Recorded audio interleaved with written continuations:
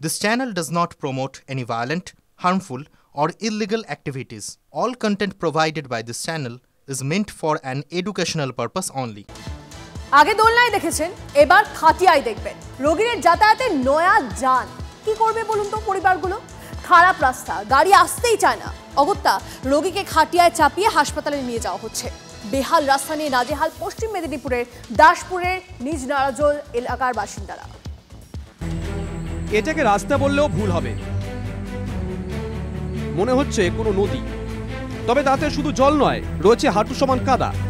ঢোকে না অ্যাম্বুলেন্স, ভরসা খাটিয়া।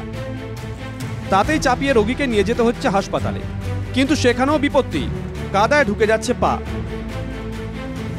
ফের পশ্চিম মেদিনীপুরে ভয়ঙ্কর ছবি, এবার দাসপুরে। নিজ নারাজল গ্রাম পঞ্চায়েত এলাকার বাসিন্দা বিমলা মাইতি হঠাৎ হৃদরোগে আক্রান্ত হন। তাকে চিকিৎসার জন্য স্বাস্থ্যকেন্দ্রে নিয়ে যাওয়ার প্রয়োজন পড়ে, কিন্তু গ্রামে রাস্তা বলে কার্যত কিছুই নেই। কোনো গাড়ি ঢুকতে পারে না গ্রামে, তাই এই গ্রামের একমাত্র যান খাটিয়া যান। শুধু কি বিমলা মাইতি, যে কোনো রোগীকেই এইভাবে হাসপাতালে নিয়ে যেতে হয়। গ্রামবাসীদের অভিযোগ, ভোটের সময় শুধুমাত্র প্রতিশ্রুতি মেলে, কিন্তু ভোট ফুরিয়ে গেলে কাজের কাজ কিছুই হয় না। ছেনা মেয়া স্কুলে সব যেতে পারেনি, কাচার খাচ্ছে, ঠ্যাং ভাঙছে, কাদা মাখছে। মাস্টাররা যেতে পারেনি, তারা সেটা দিয়ে ঘুরে যাচ্ছে। আর রুগী তো দলাই করে নিয়ে যেতে হবে, নাহলে চ্যাং দল্লা করে নিয়ে যেতে হবে। এই রাস্তাটা কতদিন ধরে কিরকম বেহাল অবস্থা? 7 বছর। এটা দিয়ে কোনো রকম মোড়াম আর কিছু কাজ হয়নি? না, মোড়ামের কোনো কাজ হয়নি। যে কোনো একটা রাস্তা কমপ্লিট করবো হলে সেইটা, নাহলে এইটা কোনোটাই হচ্ছে না। লোকসভা ভোটে জঙ্গলমহলে আসন না পাওয়া নিয়ে তৃণমূল নেত্রী আক্ষেপ করে বলেছিলেন সব কাজ করা হয়েছে, তাও বিজেপি কি করে যেতে? জঙ্গলমহলে সব সিট তৃণমূল বিজেপি পেল কেন? কে দিয়েছে আজ পর্যন্ত? যদি কিছু করে দিয়ে থাকে আমার কোনো আপত্তি নেই। আমরা করেছি, আমরা বলি আমরা করেছি। 21 বিধানসভা নির্বাচনে পশ্চিম মেদিনীপুরে 15টি আসনের মধ্যে তৃণমূল পেয়েছিল 13টি আসন, আর বিজেপি পেয়েছে মাত্র 2টি আসন। এক কথায় বলতে গেলে পশ্চিম মেদিনীপুরের মানুষ ঢেলে তৃণমূলকে ভোট দিয়েছে। এহেন পশ্চিম মেদিনীপুরেই নারায়ণগড় থেকে চন্দ্রকোনা সবং তাই উঠে আসছে রাস্তার অভাবে কখনো ডুলিতে কখনো খাটিয়ায় করে রোগী নিয়ে যাওয়ার ছবি। যেখানে 3 বারের এমএলএ তৃণমূলের, যেখানে পঞ্চায়েত প্রধান, পঞ্চায়েত সমিতি সবই তৃণমূল সরকারের, সেই দাসপুর বিধানসভার একজন বয়স্ক মহিলা, অসুস্থ মহিলাকে খাটিয়া করে কাঁধে করে নিয়ে যেতে হচ্ছে। রাস্তার যে বেহাল দশা, এটা গোটা পশ্চিম বাংলা জুড়ে যদি আমরা তাকিয়ে দেখি একই অবস্থা। সেই জন্য বলবো 26-এর নির্বাচন তৃণমূলের বিসর্জন। আমাদের জেলায় রাস্তা 99.5 ভাগ হয়েছে। এই তো গত সপ্তাহে এসআরডিএ থেকে প্রায় 400-র ওপরে রাস্তা নেমেছে। বিজেপি রাস্তাই বানায়নি কোথাও। মমতা বন্দ্যোপাধ্যায় এত রাস্তা বানিয়েছেন বলেই তার জন্য এত সমালোচনা। কোথায় উন্নয়ন? সামনেই বিধানসভা ভোট, তার আগে গ্রামে গ্রামে রাস্তার হতশ্রী চেহারা। বলতে গেলে হাটিয়াতেই উঠে গেছে রাজ্যের বিভিন্ন প্রান্তের রাস্তা। অসীম বেরার রিপোর্ট, TV9 বাংলা।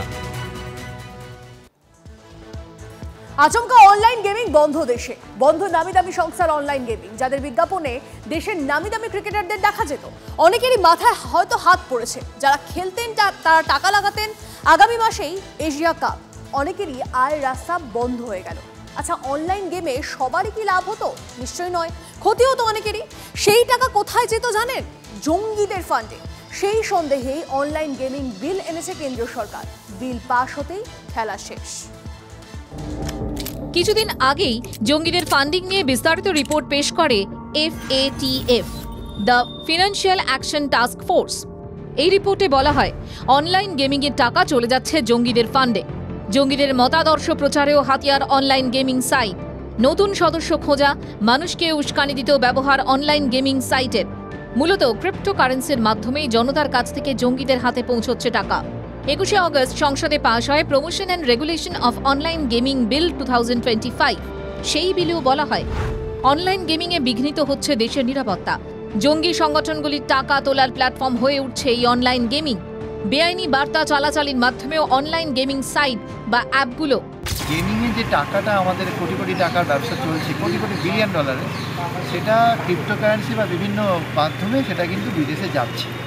এটা কিন্তু আমরা দেখতে পাচ্ছি, এবং এখান থেকে টেরোরিস্ট ফান্ড বলুন সব কিছুই হতে পারে। এই জন্য আমাদের মানি গেমিং কন্ট্রোলের উপরে একটা নতুন আইন এসছে।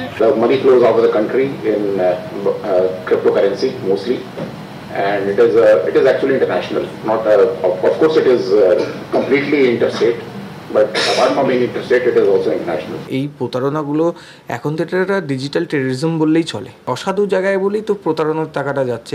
সুতরাং এগুলোর মধ্যে নিশ্চিতভাবে বলা না গেলেও বলা যায় যে এটা কোনো একটা অসাধু কাজের জন্য ইউজ করা হচ্ছে এই মানিগুলোকে। এই বিল পাশের পরে ব্যবসা বন্ধ করে দেয় পরিচিত সংস্থাগুলি, যেমন Dream11, ভারতের ক্রিকেট নিয়ামক সংস্থা BCCI এর স্পন্সর। আপাতত সম্পর্ক ছেদ, যে সম্পর্ক নিয়ে বড়সড় প্রশ্ন উঠছে কেন্দ্রের বিল সামনে আসার পর। এতদিন কারও সন্দেহ হলো না। Bureau report, TV9 Bangla.